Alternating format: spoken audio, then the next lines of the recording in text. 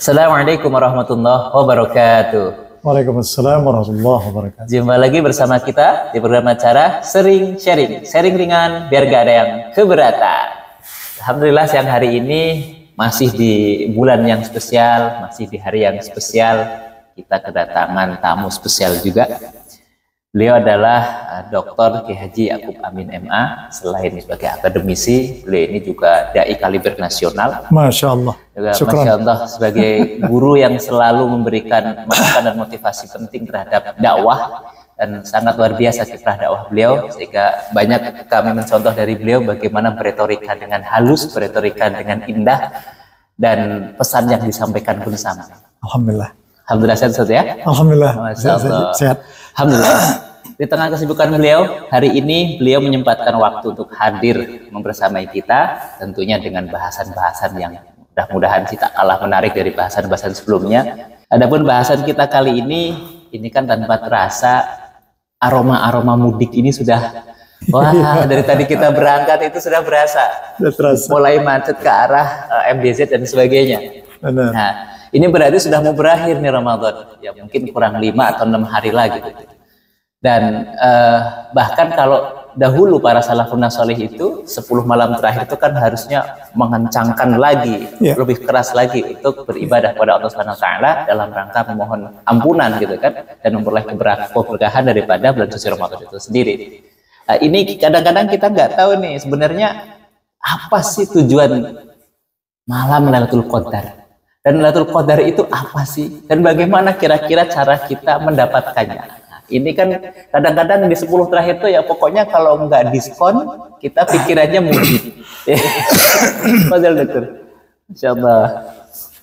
Alhamdulillah, makasih Ustadz Istajib dalam kesempatan di podcast kali ini.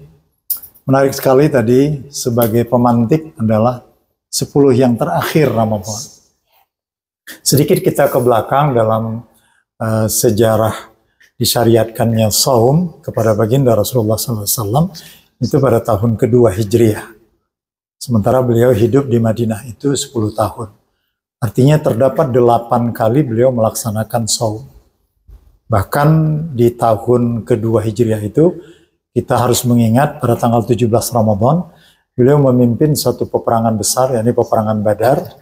Dan itu kita memperoleh kemenangan yang gilang gemilang.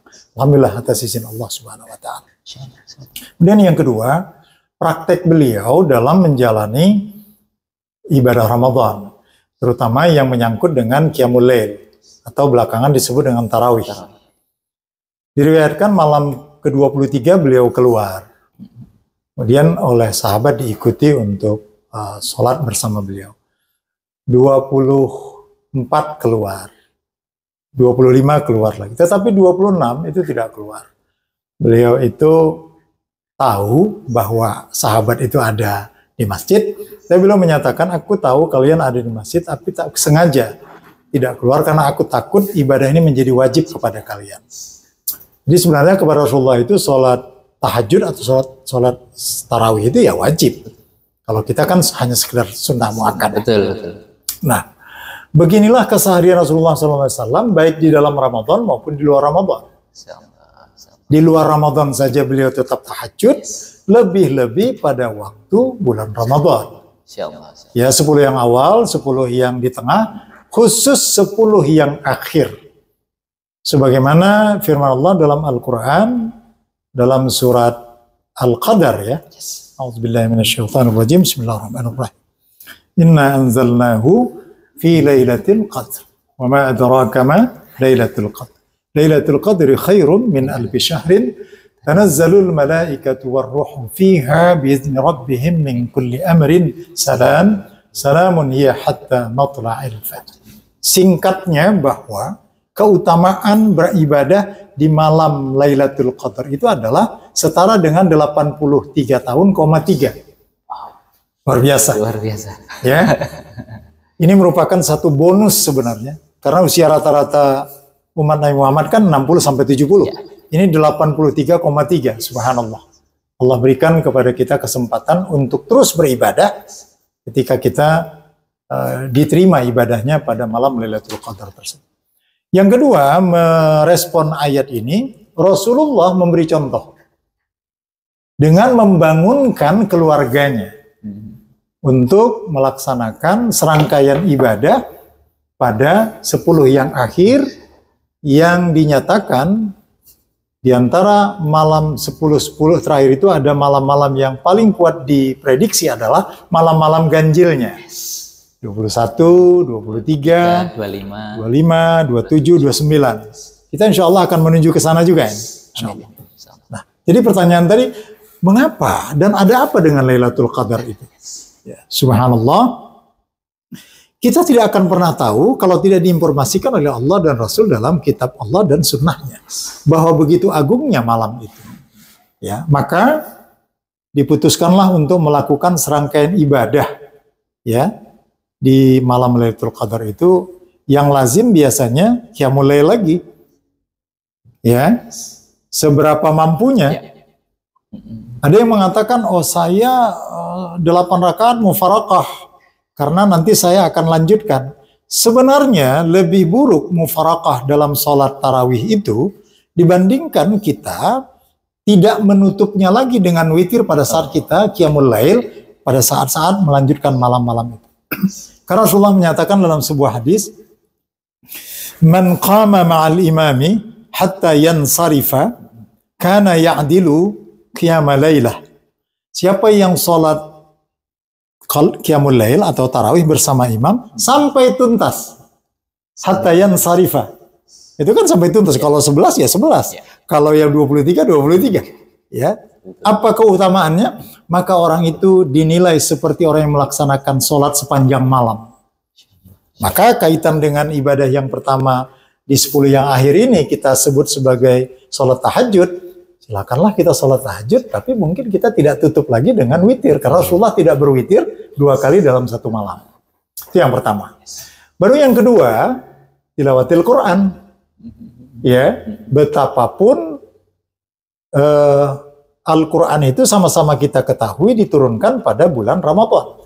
Ya. Syahrul Ramadan alladzi unzila fihil Quran. Pada bulan Ramadan itu pertama kali awal diturunkan Al-Quran. Sampai kemudian secara bertahap 23 tahun mengikuti risalah kerasulan Nabi Muhammad SAW. Jadi secara bertahap. Terakhir dalam mushaf itu surat An-Nas, di awalnya Fatihah, tapi kalau terakhir turun surah Al-Maidah ayat 3. Al-yawma akmaltu lakum dinakum wa atmamtu alaikum ni'mati wa raditu lakumul Islam madina. Ketika beliau melaksanakan haji wada, masih di atas punggung untanya Al-Qaswa, turunlah ayat itu. Ya, jadi tilawatil Quran itu merupakan bagian ibadah yang sangat ditekankan. Sehingga tradisinya nih Ustaz, di pesantren dulu, kalau selama bulan Ramadan itu kajiannya hadis, itu kiai kita sengaja mengalihkan kepada kajian tafsir di bulan Ramadan. Untuk menghormati Syahrul Ramadan alladzi unzila fil Quran, karena memang bulan Ramadan ini bulannya Al-Quran. Syahrul Quran. Syahrul Quran. Baru yang ketiga mungkin ditekankan dalam ibadah kita i'tikaf itu memperbanyak zikir pada Allah Subhanahu wa taala. Yang keempat, iya, mohon ampunan kepada Allah Subhanahu wa taala. Khusus zikir yang diselipkan di sana lafaz istighfar ini memang disebut di dalam Al-Qur'an surat Ali Imran ayat 17. Wal mustaghfirina bil ashar. Orang-orang yang selalu memohon ampunan kepada Allah pada waktu sahur. Satu lagi dalam surat 51 Az-Zariyat ayat 18 ya. Wabil asharihum yastaghfirun, dan pada waktu sahur mereka itu banyak memohon ampun kepada Allah Subhanahu wa taala. Kemudian memperbanyak doa taubat kepada Allah Subhanahu wa taala. Jadi kira-kira kalau dikatakan apa sih amalan di malam Lailatul Qadar itu? Ya seputar itu. Qiyamul lail, tilawatil Quran, istighfar, zikir, doa. Kemudian mungkin pada saat berbuka memberikan iftar kepada mereka yang berpuasa. Wow. Ini kan penyempurnaan. Iya, penyempurnaan. Masya Allah. Ini kalau kita melihat nih, Dokter, di masyarakat kita kan kadang-kadang Di awal-awal Ramadan tuh ramenya luar biasa, semangatnya luar biasa. Bahkan Selasar itu kadang-kadang tidak muat sampai dengan parkiran. Nanti jelang pertengahan itu sepi, dan jelang akhir ini rame lagi. Padahal kan kalau mereka benar-benar memburu bulan suci Lailatul Qadar itu kan harusnya full. Nah ini bagaimana kemudian agar masyarakat ini bisa menyadari, oh bulan Ramadan itu tidak hanya rangkaiannya itu 10 pertama, 10 kedua, 10 terakhir aja. Tapi tetap kita harus gas on. Yang pertama justru kita agak santai. Yang malam kedua ya itu tambah lagi gasnya, dan malam 10 terakhirnya itu harus gaspol bahkan 300 km per jam. Nah, ini bagaimana? Idealnya memang seperti itu, Ustaz. Dan kita para dai selalu menyampaikan dan menghimbau itu di awal-awal Ramadan. Ya. Qad adzallakum syahrun azim, sahrum mubarak. Kemudian kita berikan fadilah-fadilah di awal. Tapi karena memang karakter masyarakat kita ya, mudah-mudahan Allah memberi hidayah. Amin. Memang masih ada yang beribadah itu sangat terpengaruh oleh lingkungan. Jadi bukan dari inner, bukan dari dalam, tapi dia ke-trigger dengan orang-orang di sekitarnya. Kan memang pada awal Ramadan pertama sampai 7 hari itu orang sekitar itu memang berbondong-bondong. Maka dia kadang-kadang masih terikut seperti itu. Kemudian pemahaman yang kedua mungkin ya, kalau salah saya mohon maaf. Ada yang menganggap bahwa karena memang 10 yang akhir itu selalu diungkapkan fadilahnya, orang menganggap bahwa dia mengejar 10 yang akhir itu, maka kembali lagi volumenya naik. Padahal tadi saya setuju dengan Ustadz Istajib menyatakan bahwa proses mendapatkan Lailatul Qadar itu tidak ujuk-ujuk, tidak serta-merta, tetapi memang berproses. Kesolihan itu dimulai dari tangga pertama, tangga kedua, dan seterusnya. Nah, tapi karena memang di masyarakat kita ini masih pemahaman keagamaannya seperti itu, ya ini mungkin bisa kita maklumi, tapi dengan podcast kita ini kita beri informasi, kita harapkan supaya ada perubahan-perubahan. Ya sehingga mereka tidak terlalu ekstrim, misalnya 10 yang akhir itu malah lapang sekali. Jadi pengalaman umrah di bulan Ramadan ini juga menjadi satu contoh bagi kita. Masya Allah, baik di haram maupun di Nabawi, kita sulit mencari tempat duduk. 10 yang akhir itu sulit mencari tempat duduk. Iya. Jadi seandainya ini kita selalu ungkapkan, selalu sampaikan dengan nilai-nilai yang kita sebutkan tadi, ya insya Allah masyarakat akan bisa memahaminya. Ibarat pohon tebu, itu sebenarnya di awal-awalnya itu kan belum ada rasa manisnya. Justru manis itu dia pangkal. Mudah-mudahan ini menjadi satu komitmen kita untuk betul-betul memperhatikan di akhir Ramadan ini, insya Allah. Dan gak kalah penting nih Dokter, ya, ini tentang zakat ini. Bagaimana kemudian pengertian zakat lah. Kadang-kadang kan masih sulit untuk bedakan yang benar ini zakat fitrah atau zakat fitri. Nah, ini kan masih kadang-kadang gara-gara debat itu aja sampai berantem gitu kan. Terus pengertian zakat, tentang fungsi zakat kayaknya perlu kita informasikan juga, Dokter. Fadol, Dokter. Zaka yuzaki zakatun. Ulama memahaminya itu adalah sesuatu yang membersihkan. Ada juga yang mengartikan sesuatu yang membawa keberkahan. Jadi kalau kita baca ulang firman Allah dalam surah At-Taubah ayat 103 tadi, A'udzubillahi minasyaitonir rajim. Khudz min amwalihim. Khudz itu fi'il amar, perintah. Jadi jangan ditunggu mereka menyerahkan. Gak bakal. Muaz bin Jabal khusus ditugaskan oleh Rasulullah untuk memungut zakat. Karena kalimatnya khudz. Min tidak semua, sebahagian saja. Jadi ya diberikan itu ya ada nisabnya kan, dari nisab itu kan 2,5%. Min amwalihim sadaqatan. Jadi terminologi zakat ini kalau di 2 ayat At-Taubah ini memang dia sedekah.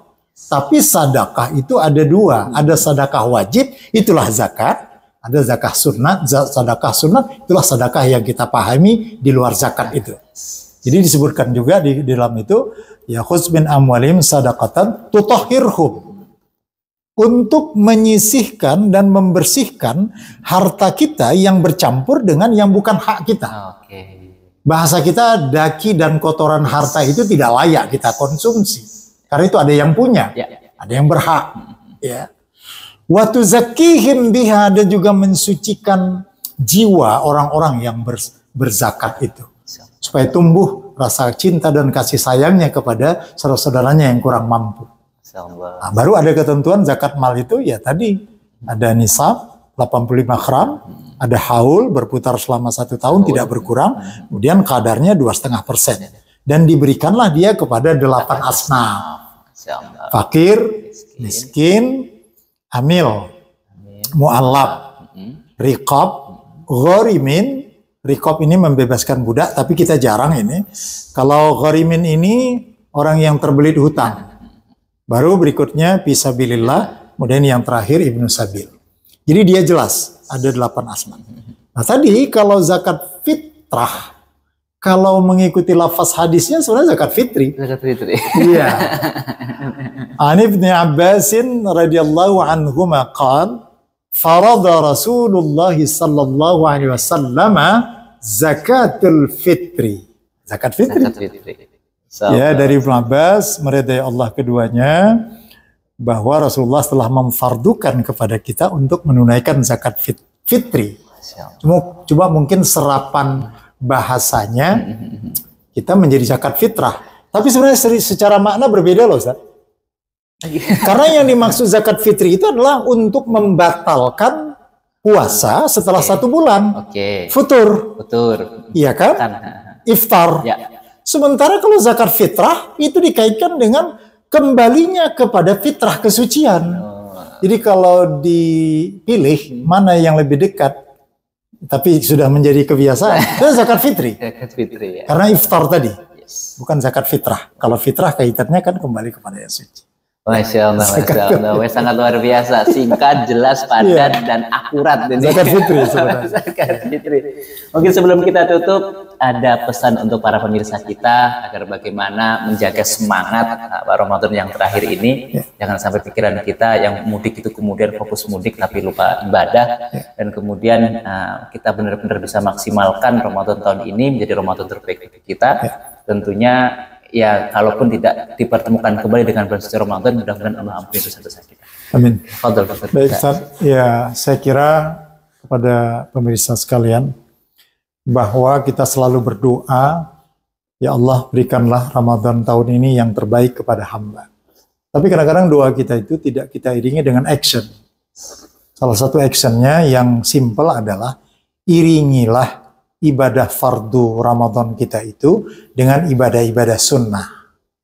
Ya, misalnya tadi qiyamul lail, tilawatil Quran, kemudian istighfar, zikir, kemudian memberikan iftar kepada mereka-mereka yang berpuasa. Itu yang pertama, mengiringi ibadah saum kita yang fardu itu dengan ibadah-ibadah sunnah yang lain. Jadi jangan dibiarkan tunggal, Ustaz. Itu yang pertama.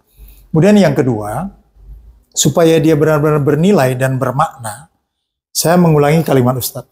Anggaplah ini merupakan ibadah Ramadan kita yang terakhir.